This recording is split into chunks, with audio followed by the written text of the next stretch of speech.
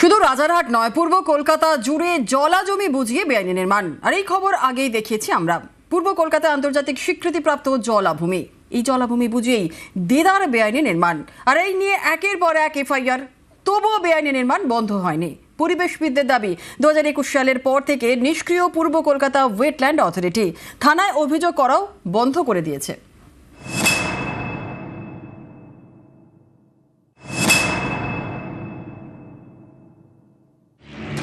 নরেন্দ্রপুরের নাজিরাবাদে পূর্ব কলকাতা জলাভূমির বিস্তীর্ণ অঞ্চল।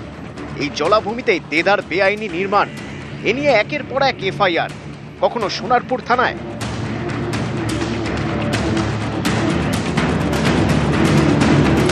কখনো নরেন্দ্রপুর থানায়, কখনো আবার আনন্দপুর থানায়। এতে অনেকের নামও উল্লেখ করা হয়। অভিযোগ, এত এফআইআর এর পরেও কোনো পদক্ষেপ করা হয়নি। অসীম মন্ডল আছে, লোকাল প্রমোটার, উনি বেশি প্রত্যেকটা গোডাউনের পিছনে ওনার হাত আছে। নাম দিয়ে কমপ্লেন করা আছে। থানা পুলিশ কিছু ব্যবস্থা নেয় না? থানা তো খুদ সেখানে দাঁড়িয়ে থাকে, থানা গার্ড দিয়ে কাজ হচ্ছে, তাহলে আর প্রোটেকশনটা দেবে কি? বিস্ফোরক অভিযোগ করছেন কি? একদম যা দেখছি তাই বলছি, কোনো অ্যাকশন নেই।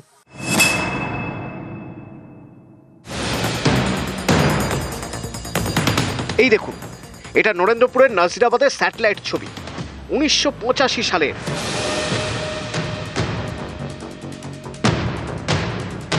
নরেন্দ্রপুরের খেয়াদহ এলাকায় তখন বিস্তীর্ণ জলাভূমি। এরপর ধীরে ধীরে ছবিটা বদলাতে শুরু করে। জলাভূমিতে ব্যাঙের ছাতার মতো গজিয়ে উঠেছে বেআইনি নির্মাণ।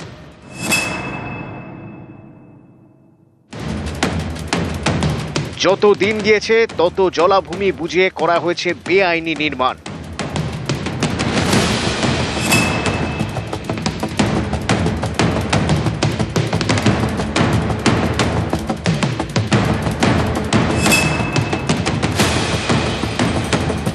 এবার দেখুন 2025 সালের ছবি, ভালো করে দেখুন। 1985 সালে পূর্ব কলকাতা জলাভূমি ছিল সবুজে সবুজ, আর এখন 2026-এ সেখানে একের পর এক নির্মাণ।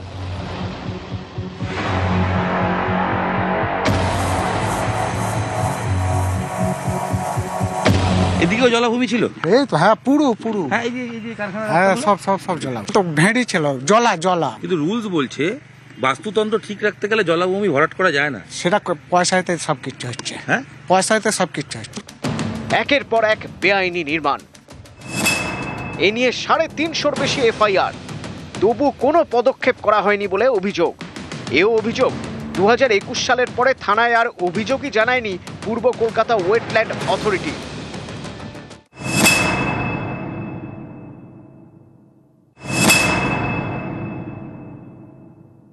এখন পুলিশকে বলছে তুমি এফআইআর করো। পুলিশ পড়েছে মহা সমস্যায়। পুলিশ বলছে আমার টেকনিক্যাল কোনো নোহাও নেই, আমার পক্ষে আমার অথরিটিও নেই, আমি কিসের ভিত্তিতে এফআইআর করবো? এফআইআর এর ভিত্তিতে তারা একটা ইনভেস্টিগেশন করতো বা করতো না, অ্যারেস্ট করতো, করেনি। তার বড় কারণ হচ্ছে এখানে যারা ভাঙছেন তারা প্রত্যেকেই রাজনৈতিকভাবে বা বিভিন্ন সময় ক্ষমতাবান দুর্বৃত্ত, তাদেরকে ধরা যাবে না।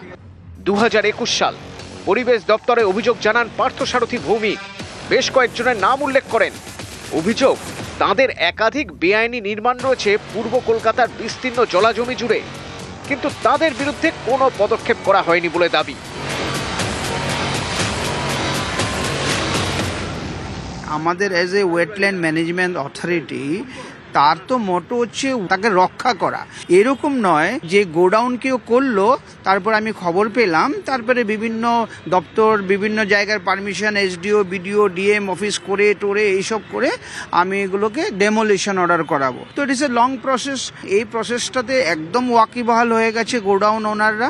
এফআইআর হবে, আর এরপরে আবার সেই বিভিন্ন ইনভেস্টিগেশন কোয়ারি হবে, এরপরে বন্ধ থাকবে। ওয়েটল্যান্ড তো রক্ষা হলো না। নিউজ 18 বাংলা। বাড়িতে নেই আক্তার, ফিরল সিবিআই। গ্রেফতার করতে আক্তার আলীর বাড়িতে সিবিআই, আর আক্তারের বিরুদ্ধে জামিন অযোগ্য গ্রেফতারি পরোয়ানা। হাওড়ার 2 বাড়িতেই খোঁজ মেলেনি আক্তারের। আরজি করে আর্থিক দুর্নীতিতে অভিযুক্ত আক্তার। আরজি করে প্রাক্তন ডেপুটি সুপার আক্তার শনিবার কোর্টে আত্মসমর্পণ করতে যান আক্তার। আইনজীবীর অনুপস্থিতিতে আত্মসমর্পণ করতে পারেননি। আক্তার আলীর বাড়িতে নেই বলেই দাবি পরিজনদের। আক্তার আলীর মোবাইলও সুইচ অফ।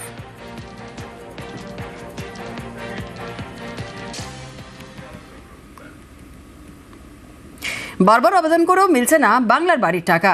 পুরুলিয়ায় চাঞ্চল্যকর অভিযোগ বিজেপি পরিচালিত পঞ্চায়েতের বিরুদ্ধে, আর এই নিয়েই পঞ্চায়েত প্রধানের মুখে কুলুপ।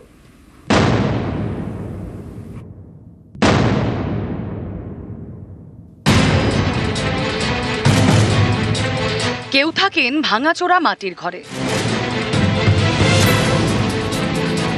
কারো বাড়িতে ছাউনিটুকুও নেই।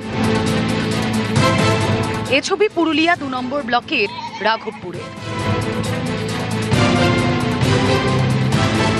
বাংলার বাড়ি প্রকল্প, এই প্রকল্পে পাকা বাড়ি তৈরির জন্য গরিবদের টাকা দেয় রাজ্য সরকার। সেই টাকায় অনেকে বাড়িও করেছেন, কিন্তু রাঘবপুর গ্রাম পঞ্চায়েত এলাকায় অন্য ছবি। এই পঞ্চায়েত বিজেপি পরিচালিত। স্থানীয়দের দাবি, বাংলার বাড়ি প্রকল্পে ঘর পেতে একাধিকবার আবেদন করেছেন পঞ্চায়েতে। অভিযোগ, তারা নাকি কোনো কাজই করেনি, তাই কেউ বাড়ি তৈরির জন্য রাজ্য সরকারের টাকা পাচ্ছেন না। করেছি আবেদন, আসেনি গো, অ্যাপ্লাই দিচ্ছে না ওদের থেকে, জমা দিয়ে যাচ্ছি, যেটা জমা দিয়েই যাচ্ছি, যেটা যখন বলছে এটা লাগবে এটা লাগবে সব লিগে এখন পঞ্চায়েতে জমা দিচ্ছি, পঞ্চায়েতে ঠিক মতন কাজই হচ্ছে না। না, আমরা বাড়ি করতে তো পারছি না। পঞ্চায়েতে 3-4 বার অ্যাপ্লাই দিয়েছি, জমা করেছি কাগজ।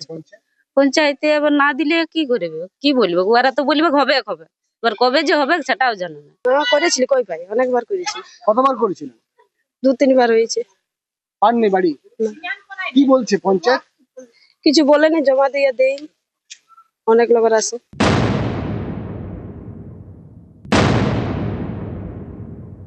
এরা পঞ্চায়েতটা গেরুয়া রঙে রাঙিয়ে দিয়েছে, কিন্তু মানুষের যে কাজ, সাধারণ মানুষের যে বাড়ির পাওয়ার যে কাজ, সেটাকে এরা ইচ্ছাকৃতভাবে আটকে রেখেছে। এরা যদি একটা পঞ্চায়েতে মানুষকে বাড়ি দিতে না পারে, আগামী দিনে যদি এরা সরকারে আসে, তাহলে মানুষের প্রতি যে কি বঞ্চনা করবে এবং মানুষকে কিভাবে হয়রানি করবে, সেটা সাধারণ মানুষ এবং পশ্চিমবঙ্গের মানুষ, পুরুলিয়ার মানুষ দেখুক। বিজেপি পঞ্চায়েতের বিরুদ্ধে চাঞ্চল্যকর অভিযোগ, অথচ প্রধানের মুখে কুলুপ। না, আপনি তো প্রধান, আপনি কি এরকম বলতে পারেন যে আপনি কথা বলবেন না কারোর সাথে? আপনি একজন জনপ্রতিনিধি, ভোটে জিতেছেন, আপনার এলাকার মানুষ বাড়ি পাচ্ছে না, আবাস যোজনার বাড়ি পাচ্ছে না, কষ্ট করে আছে।